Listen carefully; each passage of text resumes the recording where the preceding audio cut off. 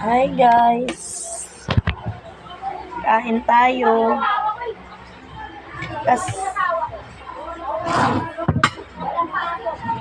Len, dumo ka na dito. Kain tayo. Kasi magjo-duty ako ngayon sa barangay. Anod kasi ako guys. Kasi lang, hindi nasa pintuan. Huwag naawa yan tang. Kaibigan ko pala. Oh. Ayoko nito. Ang cute. Ang cute naman. Dumating asawa ko eh.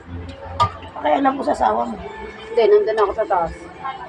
Siyempre, unahin ko asawa ko, no? Oo, magaga ka ba? Oh, layas. Kahit kailan pwede ako nila. Oo.